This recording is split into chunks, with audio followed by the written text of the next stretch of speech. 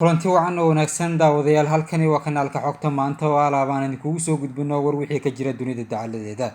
Qodobada maanta aan idiin hayno idiin soo gudbin doonana waxaa ka mid ah madaxweynaha dowladda federaalk ee Soomaaliya Maxamed Cabdullaahi Farmaajo oo fadhiga gaarka ah ee arrimaha geeska Afrika khudbad ka jeediyay. Shirkadda diyaaradaha ee Uganda Airlines oo maantay oo Khamiis ah duulimaadyada si rasmi ah uga bilowday magaalada Muqdisho. wasiirka arrimaha gudaha dowladda federaalk ee Soomaaliya Cabdi Maxamed Sabriyo oo sheegay in xal laga gaaray khilaafkii soo kala dhexgalay madaxda ugu sarreysa ururka Ahlu Sunna iyo dowladda federaalk ee Soomaaliya. Dowladda federaalk ee Soomaaliya oo amartay in haatan wixii ka dambeeya diyaaradaha ku socda ama ka imaanaya magaalada Kismaayo ee gobolka Jubbada Hoose ay soo maraan garoonka diyaaradaha ee magaalada Muqdisho. waxaan ku bilaabanaa daawadayaal, madaxweynaha jamhuuriyadda federaalk ee Soomaaliya mudane Maxamed Cabdullaahi Farmaajo ayaa khudbad ka jeediyay shirka nabadda iyo xasiloonida Afrika ee qaybta ka ah fadhiga madasha iskaashiga wadamada Afrika iyo Japan ayaa soo bandhigay fursadda ganacsi iyo maalgashi ee ka jira guud ahaan dalalka geeska Afrika.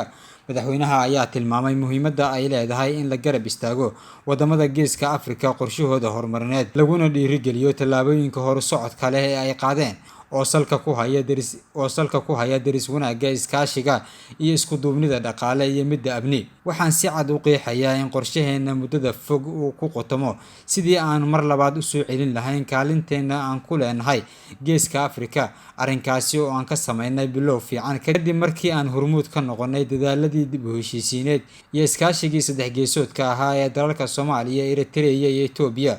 sidoo kale madaxweyne Maxamed Cabdullaahi Farmaajo ayaa si gaar ah u soo dhaweeyay wafdiga ka socday dowladda Djibouti oo ka soo qayb galayay shirka ku saabsanaa arrimaha geeska Afrika, isagoona adkeeyay doorka dowladda iyo shacabka Djibouti ay ku leeyihiin dhaqaajinta hayaanka horumarineed ee gobolka. fadhigan gaarka ayaa waxaa si wada jir ah u hogaaminayay madaxweynaha jamhuuriyadda federaalk ee Soomaaliya mudane Maxamed Cabdullaahi Farmaajo iyo ra'iisul wasaaraha Itoobiya mudane Abiy Ahmed, waxaana ka soo qayb galay ra'iisul wasaaraha dalka Japan mudane Shinzo Abe, gudoomiyaha midowga Afrika mudane Muuse Faki, xoghayaha guud ee qaramada midoobay mudane Antonio Guterres, madaxweyne ku-xigeenka dalka Koonfurta Suudaan mudane James Wane Ega iyo wasiirka arrimaha dibadda dalka Djibouti mudane Maxamuud Cali Yuusuf. shirkadda diyaaradaha ee Uganda Airlines ayaa maantay oo Khamiis ah duulimaad si toos ah uga bilowday magaalada Muqdisho. xaflad lagu daahfurayay duulimaadka ay diyaaraddan Uganda Airlines ka sameynayso magaalooyinka Muqdisho iyo Kampala ayaa saakay lagu qabtay garoonka diyaaradaha caalamiga ah ee Aadan Cadde International Airport. daafurka xafladan ayaa waxaa ka soo qayb galay mas'uuliyiin ay ka mid yihiin wasiiru dowlaha arrimaha dibadda xukuumadda Cabdulqaadir Axmed Khayre, wasiirka waxbarashada, hidaha iyo tacliinta sare Cabdullaahi Goodax Barre iyo xubno kale oo ka socday dowladda federaalk ee Soomaaliya. waxaan rabaa inaan u mahadceliyo dhammaan xubnaha madaxda ka soo qayb gashay xafladan, ku jiraan madaxda wasiirada, baarlamaanka, safiirada iyo caalamkaba, in maanta ay tahay maalin weyn ay u tahay duulimaadka Soomaaliyeed maadaama Uganda Air ay ku soo biirtay diyaaradaha ka duuli doona magaalada Xamar oo u duuli doona flight toos ah Entebbe. taasna ay dadka Soomaaliyeed oo u duuli jiray ay si toos ah u tegi karaan, hadday noqoto arday, hadday noqoto shacab, hadday noqoto ganacsato iyo hadday noqoto ciidamada halkan joogaba.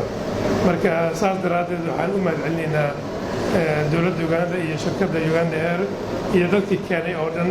waxaan rabaa inaan u mahadceliyo anagoo ka soconnaa dowladda Soomaaliyeed. dowladda federaalk ee Soomaaliya ayaa haatan wixii ka dambeeya waxay amartay diyaaradaha ka imaanaya ama u socda magaalada Kismaayo ee gobolka Jubbada Hoose inay soo maraan garoonka diyaaradaha ee magaalada Muqdisho. amarkan ayaa waxaa soo saartay hay-adda duulista iyo socdaalka hawada ee Soomaaliya.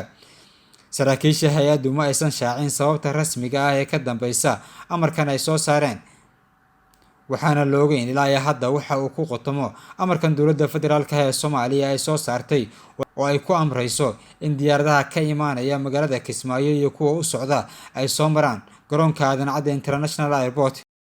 wasiirka arrimaha gudaha dowladda federaalk ee Soomaaliya Cabdi Maxamed Sabriye ayaa sheegay in xal laga gaaray khilaafkii soo kala dhexgalay madaxda ugu sarreysa Ahlu Sunna oo saameyn ku yeeshay magaalada Dhuusamareeb. wasiirka oo saxaafadda la hadlayay kadib kulan uu la qaatay qaybo ka mid ah madaxda ahlu sunna ayaa waxa uu sheegay in qaladaadkii iyo tabashadii jiray si wadajir ah loo xaliyey. wasiirku arrinkaasi ka hadlayna waxa uu yidhi: waxaan rabaa dhammaantiin inaan idinkugu bishaareeyo xoogaagii taagtaagga ahaayo maalmahan magaaladu ku jirtay in isbeddel jiro, isbeddel isu soo dhowaasho, isbeddel dhinaca khayrka. dadkii amuurahanu ay huseeyeen oo labada dhinac ahaa inaan hadda ka soo baxay shir lagu go'aansaday wixii khaladaadahoo dhacay iyo wixii tabashaahoo jiray in inta la galo la dhammeeyo, is-afgarad ah aan wax hagaajinno. meeshii aan dhabbaha uga leexannay intaan aan jeerinka iyo qabada dhex marayn gadaal inta u laabanno meeshii dhabbuhu ka toosnaayo aan ka nimid aan dib ugu laabanaan timid. shirka ayadoo ergooyinku weli jidka ku soo jiraan inaan bilowno ahaa qorshahayaga, si ay u soo dedejiso kuwa maqanin inay yidhaahdaan shirka ka gaara.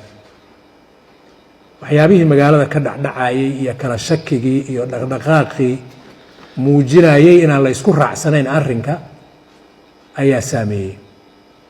ilaahay waxaan ka rajaynaa fariinta caawa la iskula soo laabtay inay ka qaaddo carqaladdii saarnayd, horena loogu socdo shirweynihii lagu heshiiyey galmudug inay ka soo wada qayb gasho oo dhaqankeedu gaar ahaan iyo haweenkeeda iyo dhallinyaradeeda iyo culimmadeedu ay ka soo qayb galaan u dhaqsan noo bilaaban doono haddii aan la yidhaaho.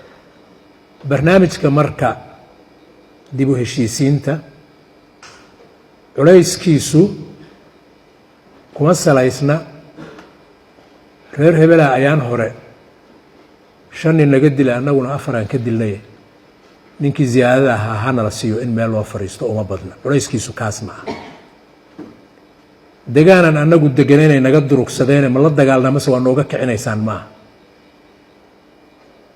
miisaankiisa wuxuu ku jihaysan yahay in la yidhaahdo galmudugay haddaad isu timaadeen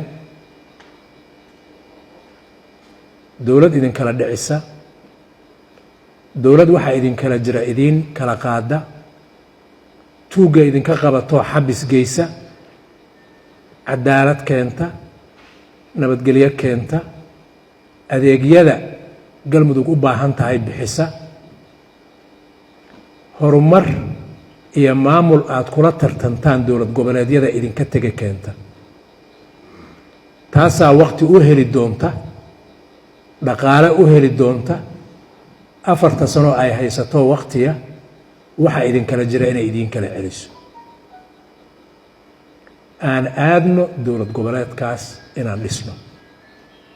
reer galmudugow dowladdii intaas idiin qaban lahayd dhista. miisaanka iyo hadafka guud ee shirka dib u heshiisiinta loogu socdaana waa kaas. waxaa iga go-aana mas-uuliyaddayda iyo mas-uuliyadda wasaaraddayda waxyaabo badanoo riix iyo qof jeclaysi iyo mid xaqiisa loo qaado mid kale iyo mid garabka la soo qabto iyo mid hoos loo riixo hadday jiri jireen waqti hore, waxaan idinka ballan qaadaa inta ilaahay iga karsiiyo inay noqoto beelahaas iyo ergooyinkooda iyo guddiga doorashada iyo odayaasha soo xulaaya iyo xildhibaanada ay keenayaan inta cadaalad u gaari karto oo annagu aan karno inaan gaarsiino insha allah. tahay daawadayaal, intaas ayaan kusoo gabagabeynaynaa maanta wixii war dunida dacaladeeda naga soo gaaray annagoo ah bahda xogta maanta. waxaan idin leenahay sidaas iyo nabadgelyo.